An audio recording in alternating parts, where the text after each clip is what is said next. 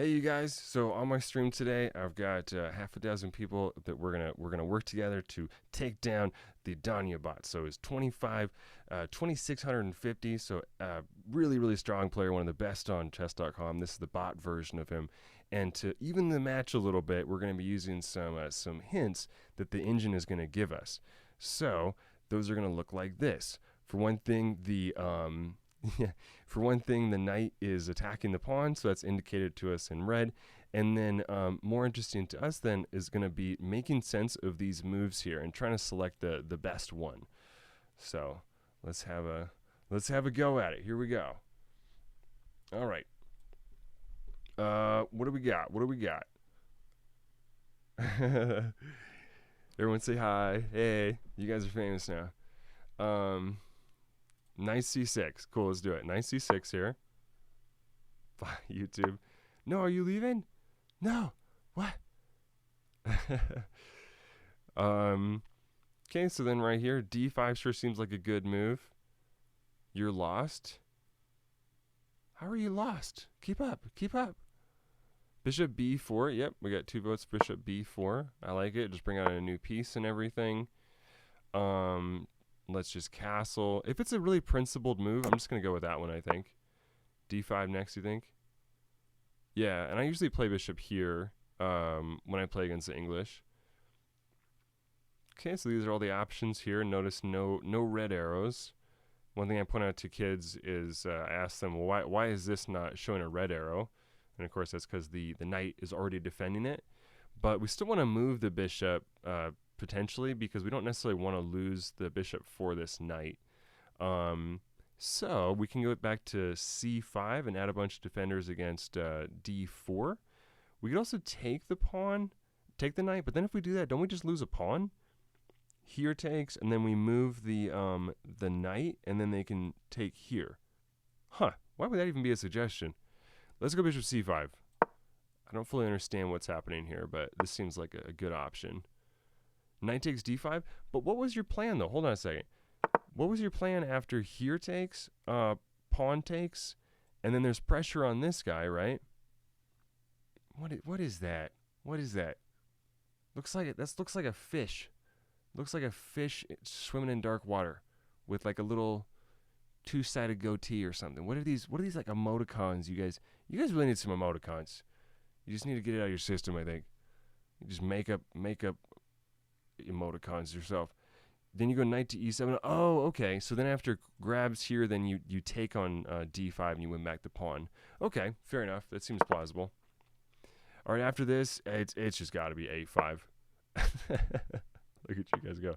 Hey, you didn't let me know what should be my emoticon. I can definitely design it myself. I can also kind of get some help from some Fiverr people, which I love doing. And so I can do that. Should it be like a clock or something? Like a a clock that just says flag. So lots of red arrows here. So both the bishop is under attack as well as the pawn here on e5. So we got to do something about that. Sure does seem like just grabs this way is going to be the way to go. Also, I think he just gave up a pawn. Something like that. I don't know. You guys let me know. King h8. Nice. Nice. That's some out-of-the-box thinking. Just kind of ignore everything and just shuffle. All right. I'll keep that in mind for next game. This game, I am trying to win, so going to not do that. We'll take this way, and then... Okay, cool. So we want a pawn. All right, they did gambit a pawn there. And then now they're threatening to win here. So it doesn't show a red arrow at this point, but there actually is a threat happening here. The threat is takes here on f6, and then after takes this way, they get a take here on h7. So we do have to do something about that. h6 does look like a good move. We could kind of get buck wild here a little bit and just take here and allow for all this. I'm not feeling that rambunctious right now. Let's just go ahead and play it safe. We'll go here.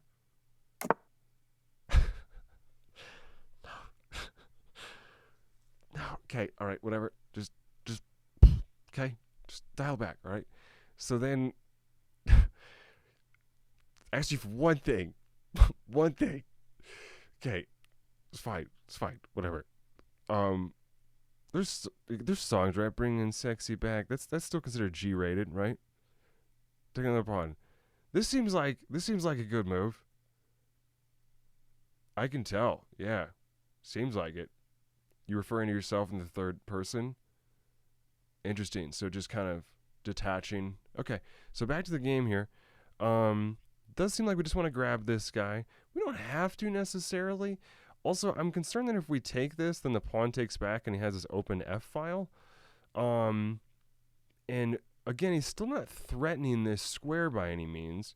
Rook to E8 just seems principled, and it also threatens to win here. Because then we have 1, 2, 3 attackers on it, right? So I do like this move a lot. Where possible, I'm just trying to stick to principles. Okay, and then we have, oh, look at, hey, Robert Zoo. Out of the box thinking for the win, huh? That makes 0 sense. But it does the computer, and that's why today you are a winner. Where is this coming from? Why would this be even remotely a good idea? Like, what? Finisterre, we should get rid of him. No, we can't do that. All you guys are cool. All you guys are cool. So, what are we going to do here? I really do not understand this move. That seems so weird. So we're going to rule out this one. Again, the tension point is this pawn here. We're trying to hold on to the extra pawn we have here in the center. D6 is nice because it brings out the bishop.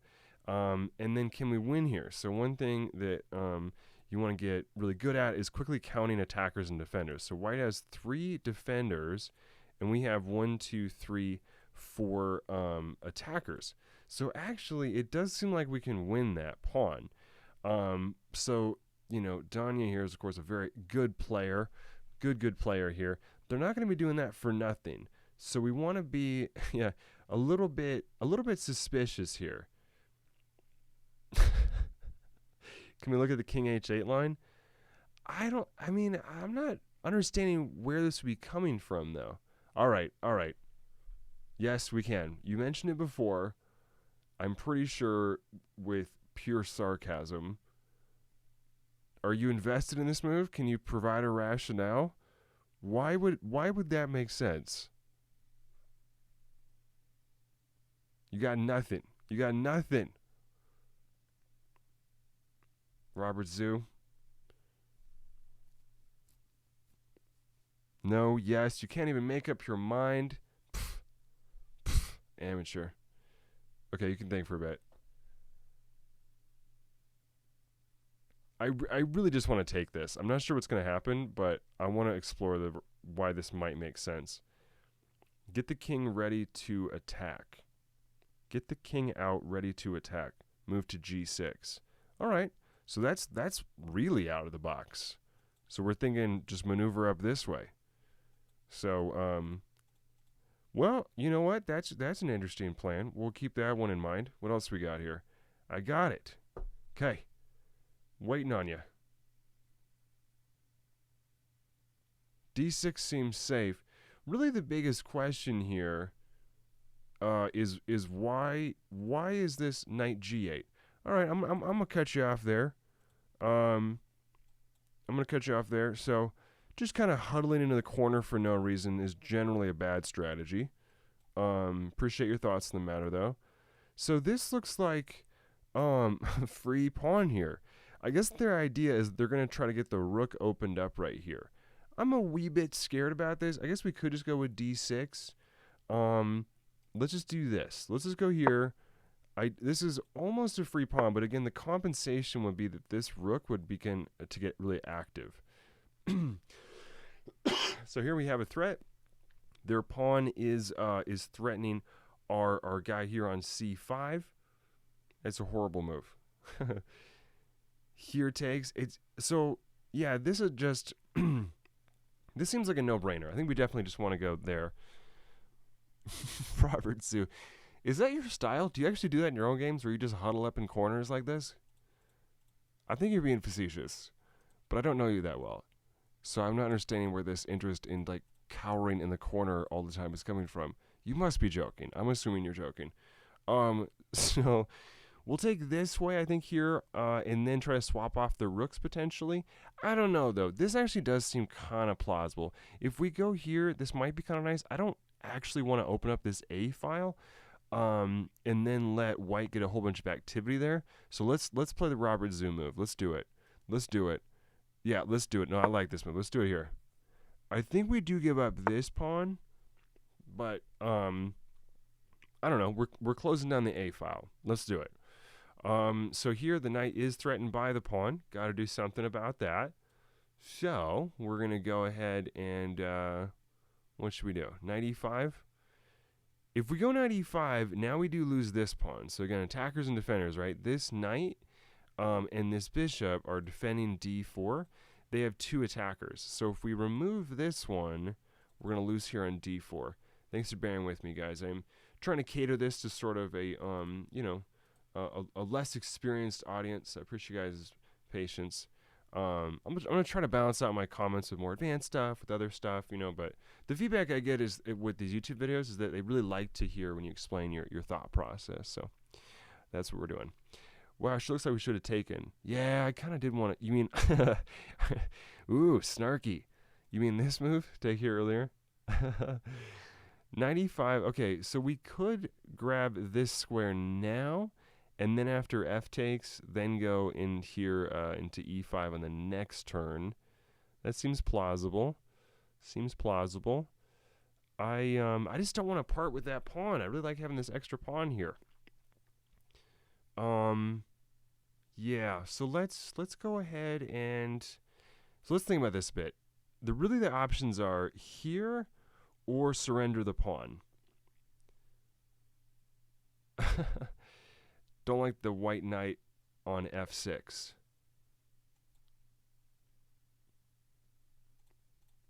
It's a black knight. It's black knight on f6.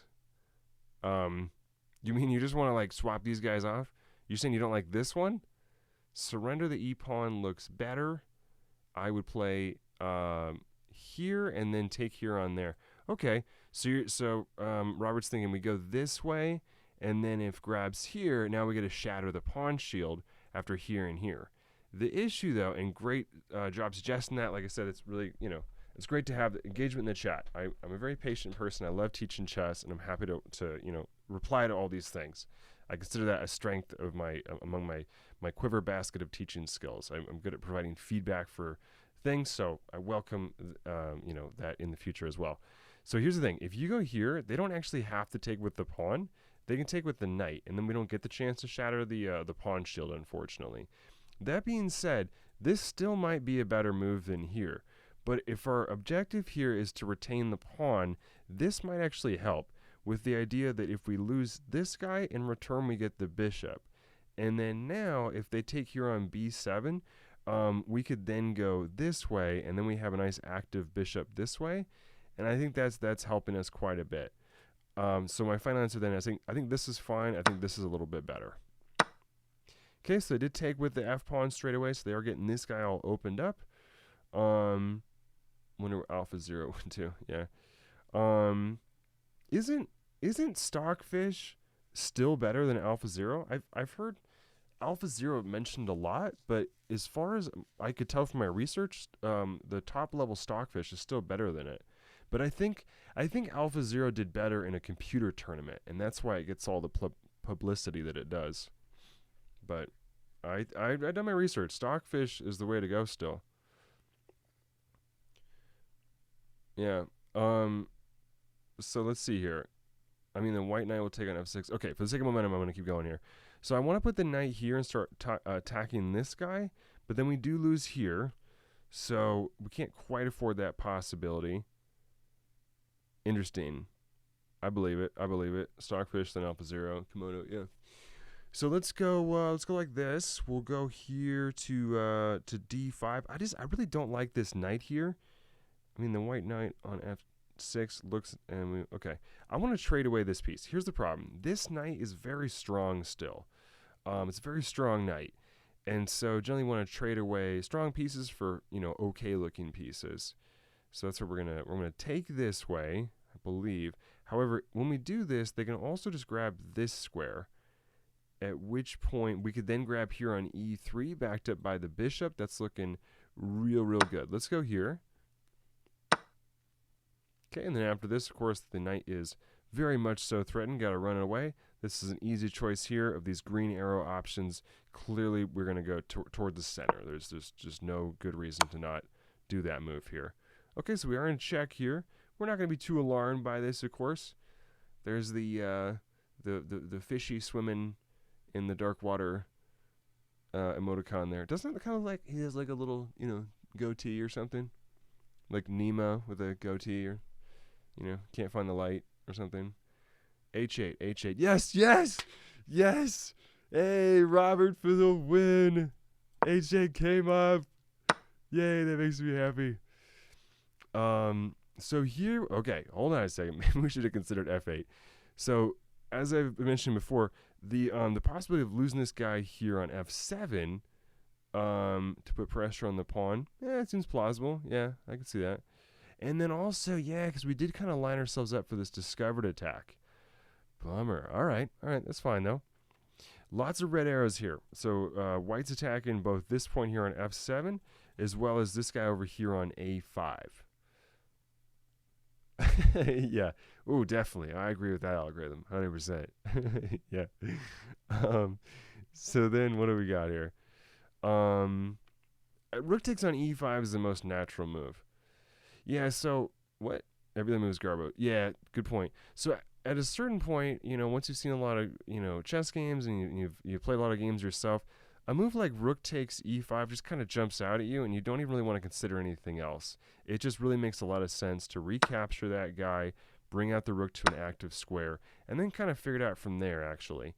But we do have this serious threat to reckon with now. Between this rook, the bishop, and the queen on our poor king here on h8, it is going to be a little bit tricky to you know, get through this here. Additionally, wow, we're getting attacked all over the place. Our king is under fire. Also, the c7 pawn is attacked, and the a5 pawn. Oh my goodness. What do we do here? Well, okay, we got some suggestions. Thank goodness for Stockfish. We got some suggestions here. Bishop out, kind of odd. It's interesting it doesn't mention bishop to b6. I would think that would kind of hold on to these guys a little bit. Rook to g5, maybe aiming to hit this square a little bit. I'm really curious where this bishop move is coming from. I guess maybe the bishop move is designed to go to h5 in a moment. Turn off Stockfish. Can tell you, no, I'm not going to turn off Stockfish. No, yeah, I made a plan. Sticking to the plan. Could I, though? Hold on. No, I can't. No, this is the plan. This is what we're doing. So let's see here. We actually could take a pawn on d5, and you know what? Yeah, this is also going to be neat. Because it's going to allow for our bishop to go to e6 in a moment. Okay, lots of action. After consideration, we're going to go with this. Takes right there. Still getting sort of under fire here. The bishop's aiming down right here and all that. I'm going to take this pawn with check, and then I'm going to handle this threat in a second. All right, so between the rook and the bishop, they're definitely aiming to go right here. But I think we can neutralize things a little bit. Hopefully it's that simple, but I'm thinking we can just go here. Bishop to d4. Trying to prevent the bishop. No, I'm not, you know, convinced that white's better here. They might be. I'm just not fully convinced yet. After this, what have we got? So still this c7 square is attacked. Heading for another draw. Yeah, I made a clip about that. I don't know if you guys saw it. It's like 3 minutes of me just like hysterically laughing in confusion as I just slowly began to accept that we couldn't win that. So we'll see if we have a repeat of that. It just caught me off guard. I couldn't believe it. So we did draw the Hikaru bot. I have not been successful at winning a bot against this yet. I need help. Need is such a strong word. Let's move on. So we got this guy attacked. We're up 2 pawns. I really do want to bring out this bishop. no, that's not. You're just making stuff up. So we can go d5. I want to bring out the bishop. This rook move looks very funky to me. However, it does offer some protection of g7, I guess, in advance. Also, it does seem like between the queen, this rook coming down here against g7. Again, we have this trade-off happening here where black is ahead by 2 pawns, but white has a lot of activity for it. So we do have to try to manage all that. So a lot of arrows here, a lot going on. Let's go ahead and preemptively go with this move. Trying to protect here on this square in g7. And then now, if we go bishop here to e6, we in trouble? I don't know. So rook to f4 may help to neutralize the attack. All right, quick. Why is this not a blunder? Because it seems like it just drops the rook.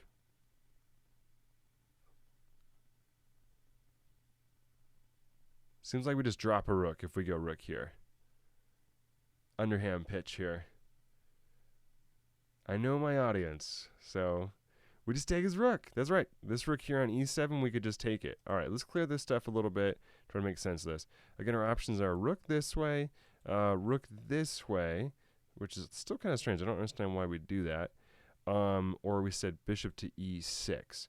Now, the bishop e6 move, that does kind of throw me off. I'm not sure why that would be an option here. Hold on. If I clear away my arrows, it'll help us out. Okay. Okay, it took that one back. We also have the option to go c6 and then try to recoup the pawn there. Yeah. My favorite sussy baka. What? What is that? What does that even mean? So then what do we got? Rook to f4. You know, I really do like this move. I mean, this is really kind of neat. When we go here, we're also threatening to then take the rook and then counterpunch with this move, doing mate. So I'm excited. I don't know what's going to happen. I just can't resist the thrill of playing this. Wow. Jeez. Jeez. Are you kidding me? Are we just getting demolished? Is that what's happening? You guys, are we getting demolished? I am very scared. Wait a second. Hold on. We go here. Get the rook to go away. Queen comes here. I don't think this is worse for white. Bro, did you really look this up? SGMs are too good. You guys with your acronyms and your hip young slang. Half the time it's just a typo. Like you might have meant GMs and you just randomly threw an S. I never know. This is computer versus computer. There's a little bit of human element going on here. I think it's got to be this, and then we just take on E7. Okay, we're either totally crushing, like Robert said, or there's some sort of miraculous way that white saves us. And I don't think that's happening. Yes, we're taking this guy down. Okay, we have defended the attack. All is well. Now, it's very tempting to just take the queen so that we can fully just clear the air all at once. These other two options, yeah, I don't see any benefit there. So when you're, of course, when you're ahead of material, you want to trade some guys. That's what we're going to do here, is going to trade these guys here. Okay, big threat on the board. All right, so all these bishop moves here make a lot of sense. What doesn't make sense is a move like this. All right, trick question. Of course, those would be easy for you guys, but maybe those of you on YouTube who are a bit newer, if you're up for a challenge, give this one a go. Why would the move b6 be a huge blunder right now? Rook f8 is right. So it seems like if we go here, the problem would be that the bishop can take the rook. But this is actually not really the case. That's not really the problem at all. The problem is this rook comes down here and says checkmate. There's nowhere for the king to run to since this bishop is also covering right here. So by moving this bishop, then we recruit this rook to help out and defend against that threat there on f8. Okay, so bishop d7 sure does look good. Yeah, let's go ahead and just play that. Okay, we're also aiming at this pawn here. Okay, after this, now b7 is threatened. So this is radically less important than the threat we had to reckon with before. You know, last turn, they were threatening mate and won, right? This turn, they're just threatening a pawn. But still, nonetheless, we want to deal with it. Rook to b8 defends it. I really like this move, though, a bit more. It helps us to sort of further mobilize the pawns and get advanced that way. Okay, so rook is threatening here. Let's just go ahead and guard it. We can also go d5. Is d5 good? Yeah, let's just do this. So when you're threatened, one thing that's kind of dangerous to do when you're threatened is to make a counter threat right away. That's really exciting, and oftentimes it's a great move. But almost equally as often, it may be the case that that's going to set you up for a tactical disaster. So because the engine suggested it, I'm sure it's at least reasonable. But let's just stick to principles, keep it simple, and play here rook to d8, now covering the pawn. So then here we are going to be, forfeiting this pawn. But I'm not too concerned. The nice thing about this really is that after the bishops get swapped off, we're going to be able to just advance this pawn and be just a clean pawn ahead. And with any luck, we should be able to beat the engine here. But yeah, let's go bishop c6, right? And so good point. Why would bishop c6 make more sense than pawn c6?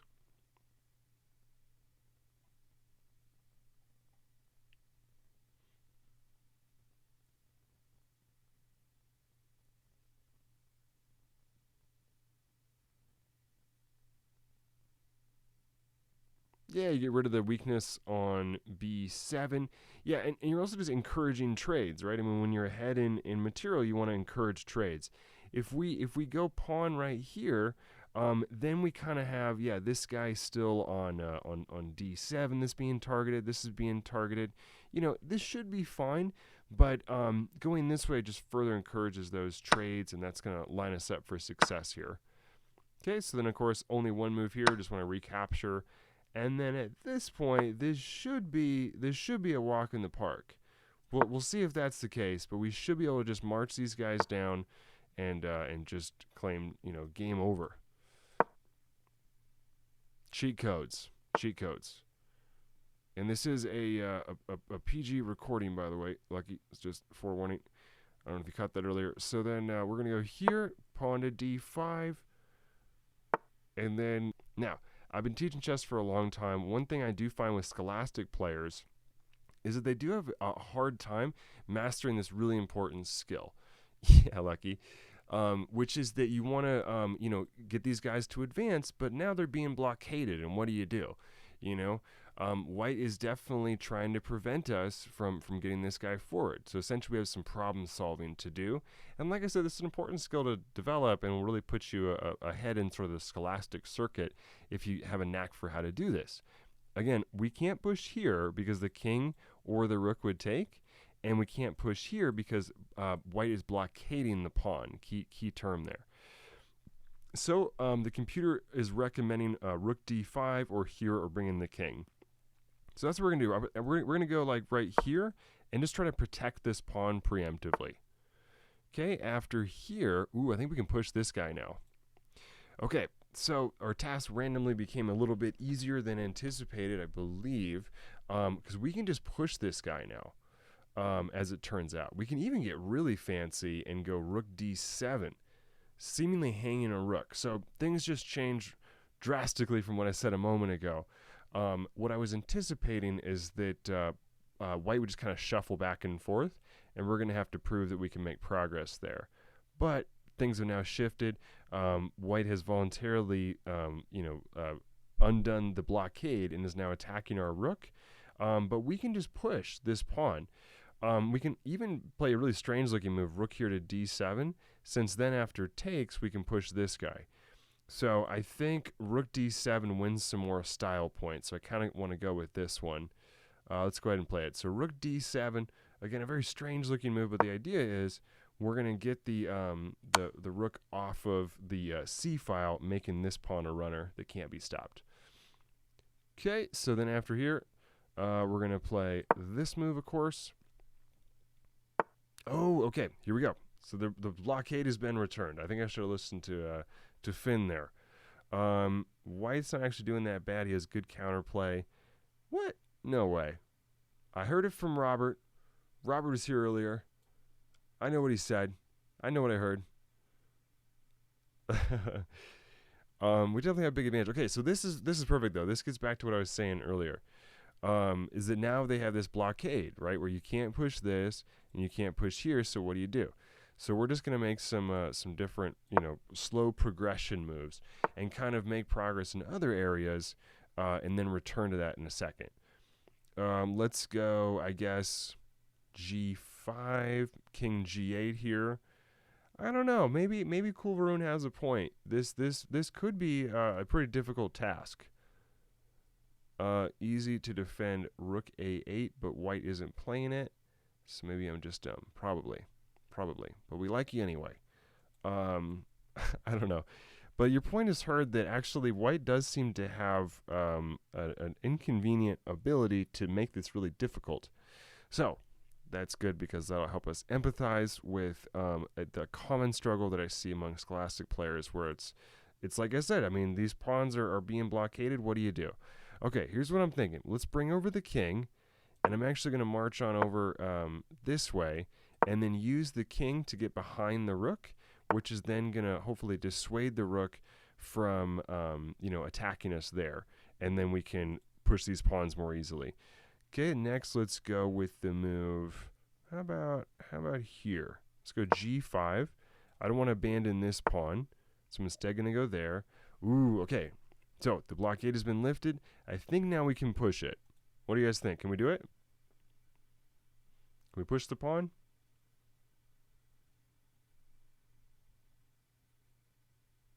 If we push this, hey, 2 votes for push. I'm doing it. All right, so underhand pitch here. Another question for you. So we're definitely going to do this. I've made up my mind 100%. This is the move.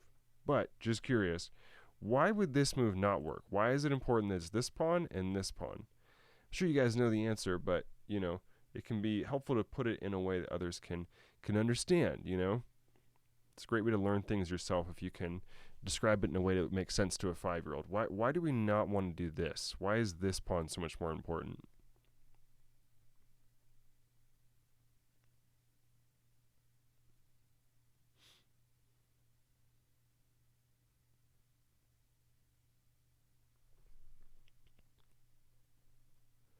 Yeah, rook just takes on c2, right?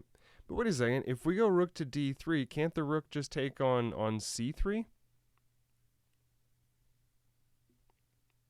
Either way, we seem to lose this pawn, right? If we go here, we lift the defense of the c3 pawn.